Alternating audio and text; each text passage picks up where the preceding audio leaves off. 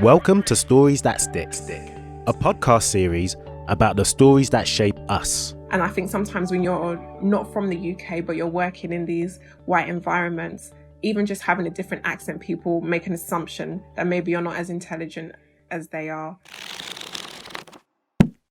Hey everyone, it's Ade here, your host for Stories That Stick podcast. Now, first and foremost, just need to apologise for not having a podcast episode out during our scheduled release dates. The truth of the matter is, I just haven't been feeling great. In fact, I am still recovering, but I'm well enough for now. So here I am. That being said, in today's episode, I'm joined over the internet, and I'm saying over the internet because unfortunately the audio does go in and out. But I am joined by Opeyemi Solufuke, who's a lead and regional diversity and inclusion program manager for a top 4 company. And we have her on Stories That Stick because she co-authored the book Twice as Hard with her partner. Now, what can you expect to hear in the episode? Well, you can expect to hear her career journey so far, and specifically why her latest book, Twice as Hard, is important for all of us. Now, if you're brand new to the podcast, please know that we start all our conversations talking about death because we believe it helps inform how we live. I say all of this to say, if the topic of death does trigger you, then please do skip ahead approximately 2 minutes, or better still, when you hear the page turning sound effect. Last thing, and I promise this is the last thing, please don't hesitate to get in touch if you'd like to advertise, sponsor, or be featured on the show, and all our details can be found in the show notes. Now, without further ado, I bring to you Opeyemi Solufuke.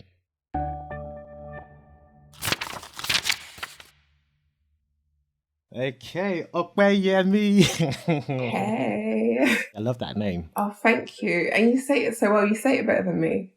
Now, have you heard any of the Stories That Stick episodes? Yeah, I've listened to one.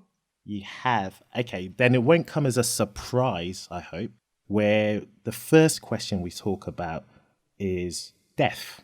Mm-hmm. And I'm curious to know, what's your thoughts on death in of itself? Like, what do you think of death? I think about it regularly, actually, because I know that it's something that will come eventually. And so when I think about it, I think because of my faith, I try to think about it from a place of hope, knowing that there's, an afterlife. And so for me, I try to think about it from a positive place, Yeah. The fact that you do look at death in a positive light, which is great, and it's very much predicated on your faith. Are you operating life as we speak with the intention of you want to go to heaven? Or is it more a case you want to leave a legacy? Because I feel like how and why we find you sitting in front of us is you are leaving things that will outlast you. Yeah. So is that intentional? It's intentional, but I think more so for me, there is that desire to live a life that is purpose-driven. So in many ways, I see that I'm here for an assignment. And so I'm very much focused on, what is my purpose? How can I make an impact? And when that time comes and when I do go, God is proud of me for the way that I've lived. I hear that. So we definitely will get into that without a shadow of a doubt. And the way we normally start on Stories That Stick is through the chapters in your life, and we do it via decades. Mm-hmm. So let's get into the first chapter, which is 0 to 10. Yeah.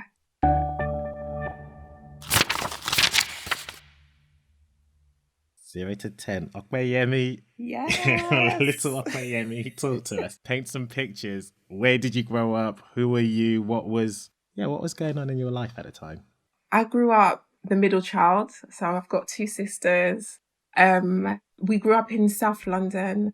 We had fun times. We used to always sing. We would dance, play. And also our parents worked and studied. So, sometimes at childminders. But, typical Nigerian parents as well. Well, speak more on that. What does a typical Nigerian parent mean? I say that from a more of the education point of view, wanting you to work hard. So we would go to school, but come home, have tea, and then we'll have our exercise books, do some work, that kind of working hard point of view. I think a lot of people from Nigerian backgrounds can identify with that. I hear that. Out of interest, do you recall your primary school days? Yeah. What was that like? Primary school was fun. I had good friends, and I see some of them every now and again, or at least we follow each other on social media. But was there any hobbies? Most of my hobbies I probably started to lean into more when I was in secondary school. What I tend to do with all my guests is give them a very brief questionnaire to fill out before coming onto the show. And what that question is the fondest story that they read, heard, or watched as a child, a teenager, or an adult. Opeyemi, do you know what you wrote for a child? Yeah, I wrote Matilda. Once upon a time, there was a girl named Matilda. As a child, she doesn't fit in. She doesn't fit in with her family.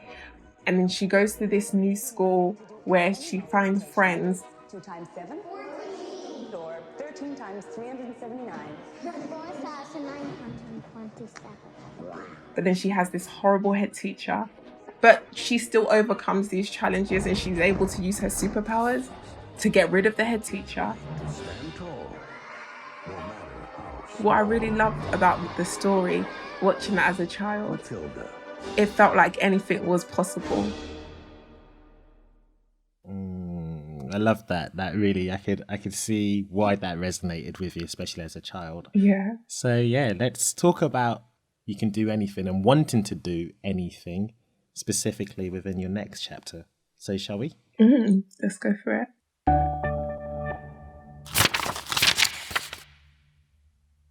So we are now officially in your next decade, which is 11 to 20. I always think about this decade as a huge decade. It doesn't play around because you're entering secondary school.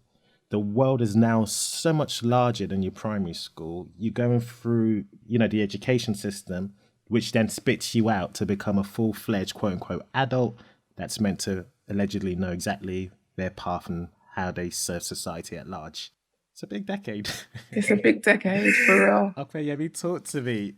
Take it however you want to take it, but, usually start from the beginning. When you entered secondary school, how were you developing as, the fierce, awesome woman that you are today? Oh, thank you. Secondary school was good. It was great, in fact, because when I started, I had a Nigerian form tutor.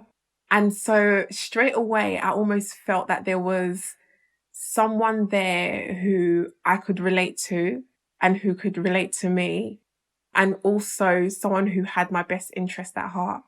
And I had a strong group of friends as well, and we remained friends pretty much from year 7 to year 11.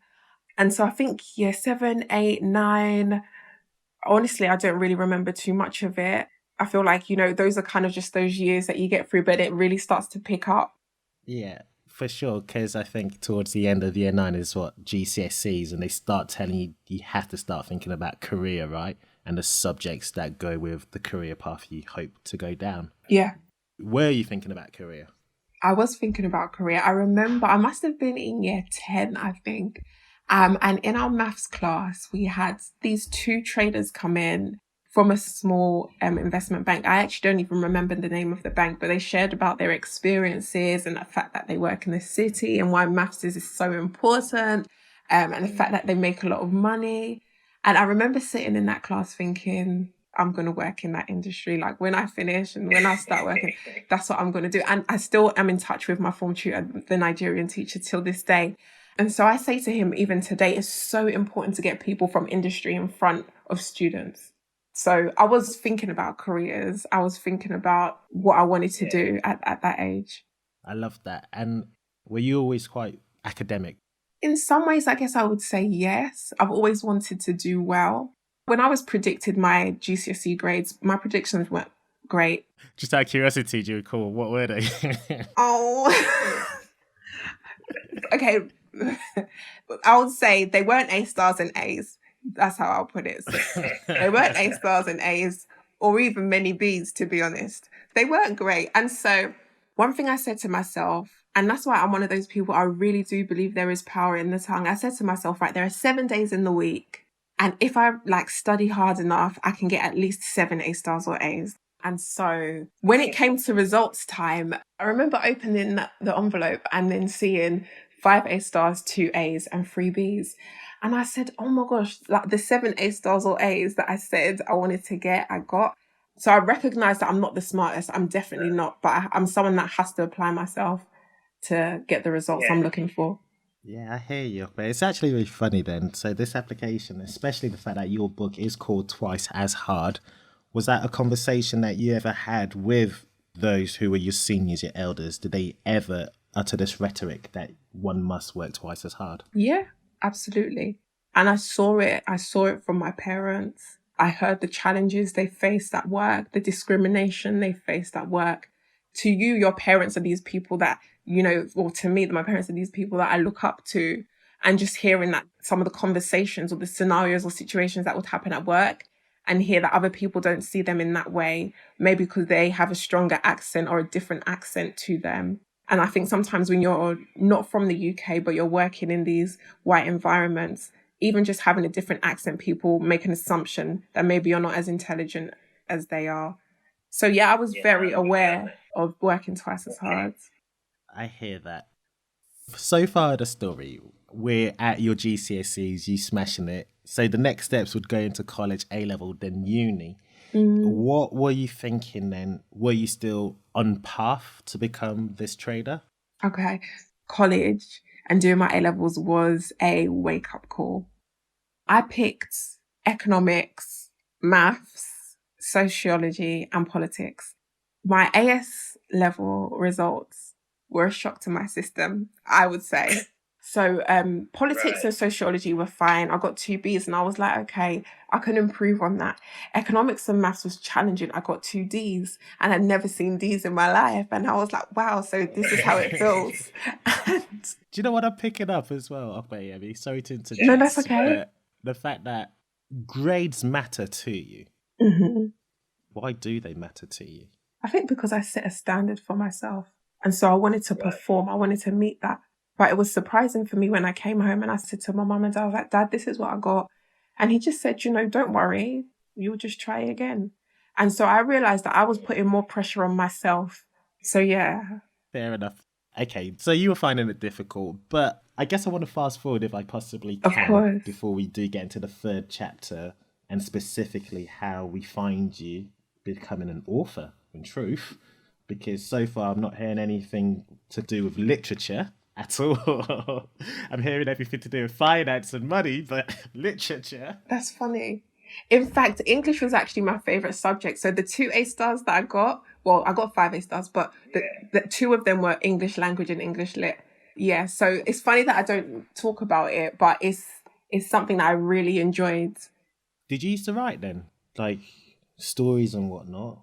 Do you still write maybe as well? Okay, so growing up, as part of like at home when in that 0 to 10, our dad would get us to write just essays, like go and write on a Saturday before we like go and play and do games. He'll say, write an essay about your friends or write an essay about school. And then with the Growth Box, my company, which is a subscription box company, I would write like small posts just to like encourage the subscribers. Like it could be about anything like dealing with stress or hope or prayer or whatever. Yeah, I hear that. Now, uni usually, especially the tail end, is 20 plus, which would be your 3rd decade, your last chapter. Mm-hmm. But have I overlooked anything regarding this decade? I mean, nah, it's fine. I think you're good. Nah. This is your story. This is your chapter. No, I think you've captured like some of the key points. I would just add to that. That decade is when I've met like some of my lifelong friends who have been a big part of my journey in many ways. I met Raf in that decade. You know, that's been one of the biggest. That's now your parts. husband. Yeah. You've got 2 beautiful children. Yes, exactly. So I think that piece as well is really important as well. I found a best friend. Going back to what you did submit on the questionnaire that I put forward to you, in this decade, during your teenage, young adult life, there was a particular film that you watched or made an impact. Coach Carter. Yeah. Okay. Give me the overview of that and why, it made an impact in your life during this decade.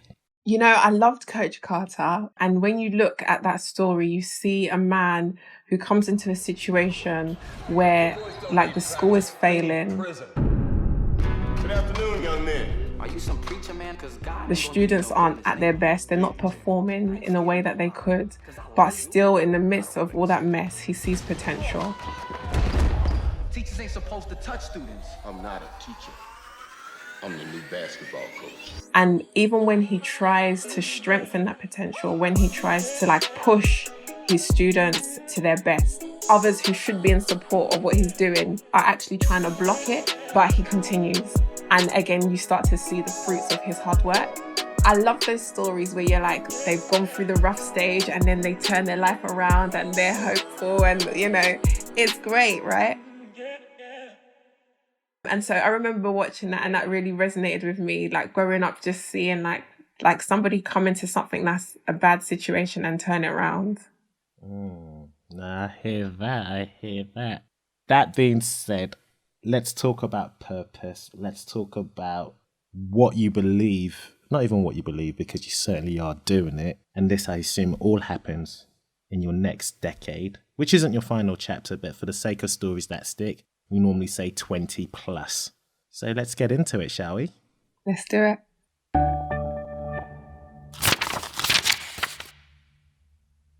Okay. Opeyemi, what uni did you go to? What was your first gig? Yeah. And then we'll go from there. So coming up, I went to Aston University and I studied business and politics.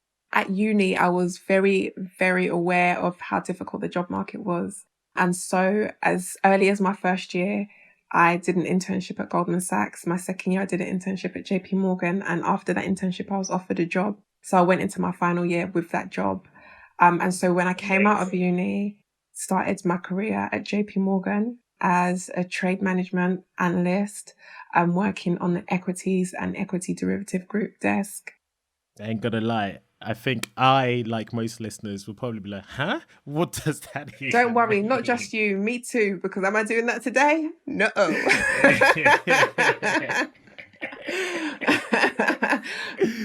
But you got into trade, which is what you always wanted to do, which is great. Yeah. So I started there, and it's an experience I will always cherish because it was probably the hardest time in my career because I was just learning a lot and I often felt lost. That real challenge came, you know, of being a minority. Like in uni, even though you were a minority on your course, somehow the Black people always come to find themselves. It's like there's a magnet and it's like, right? And we find ourselves. But here, I was really a minority. And so that is where I really started to learn about navigating white environments. It's where I started to learn about how I came across, how I was perceived, as much as I tried to twang my voice to, you know, be as polished as possible. The South London would always push through. And so it was an interesting time. I think it was a time of growth on so many levels, from a personal to a professional, you know, point of view, but also figuring out what I actually wanted to do and what I actually was passionate about. Yeah.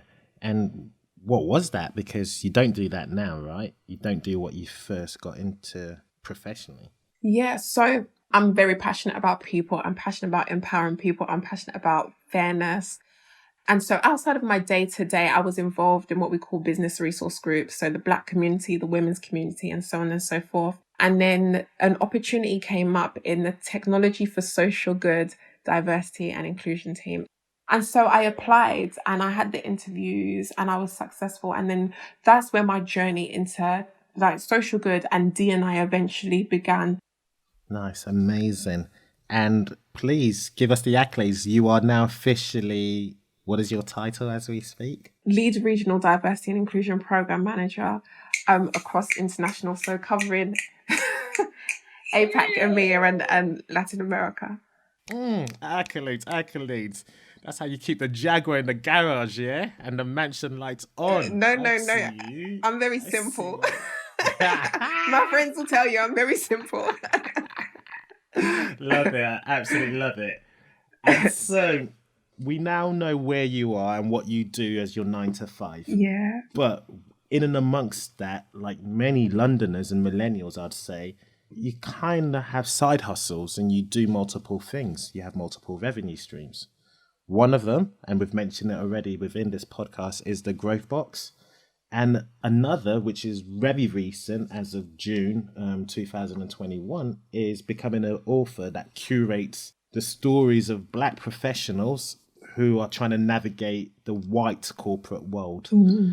And I say that because this book to me, and I don't mean it with any disrespect, is only relevant within the context of, I think anyway, white corporate settings. Yeah, in some ways, but I think there are definitely lessons and advice that would be applicable to any professional. Drop those gems. Yeah, so for us, when we started writing this book, how did it come about? So Raf had an idea for a book, and he, connected with his agent and shared it. And his agent said, it's a good idea, but I think about it more. And he shared it with me, and I gave similar feedback. So we were just talking about ideas and sharing experiences. And in that conversation, a phrase that a lot of us say and a lot of us are aware of, it's just twice as hard, man. Like we were talking about what it's like working. And, as a Black woman, you have a different perspective. As a Black man, of course, he has a different perspective. And that's basically how we said, okay, let's go on to this journey together. So we put together kind of a proposal and wrote a few words as well and shared that with his agent and it went from there. Mm. Since you're doing a lot of press runs, I'm sure you've been asked several questions. Yeah. What should we know? What are the Easter eggs within these? That it's like, what, if you do pick it up, then this is the value within it. Yeah. I think for me, what I would say is it's the kind of book that if you wanted to, you don't have to read it end to end. Of course, we would recommend that, but there are chapters that you can just open up, depending on what you're facing and what you're going through in life. It's like, for me, the book is a toolkit. So we have different chapters like mentorship or personal branding or mental health or growth.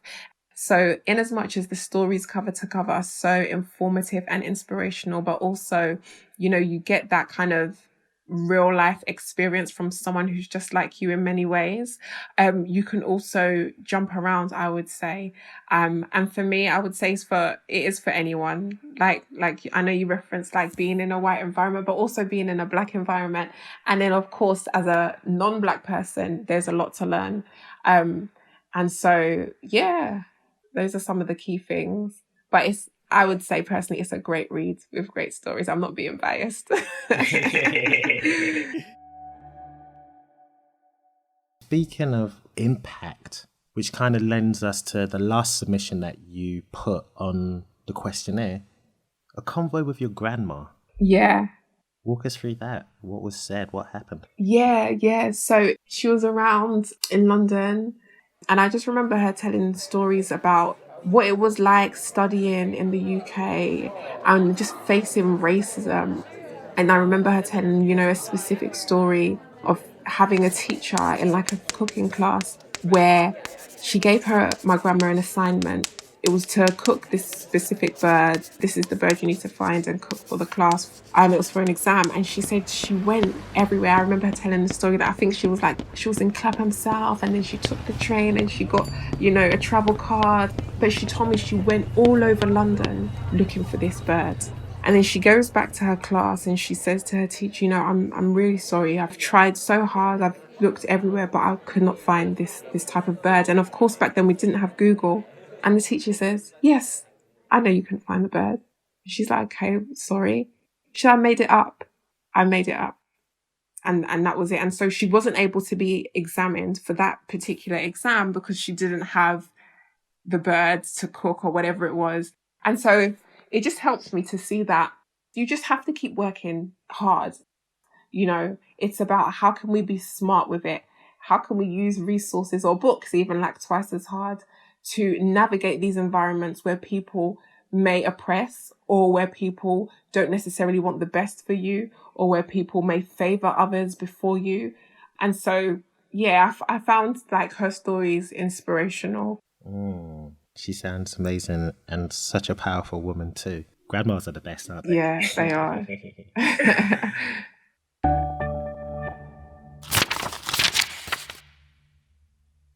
Opeyemi, I'm going to conclude.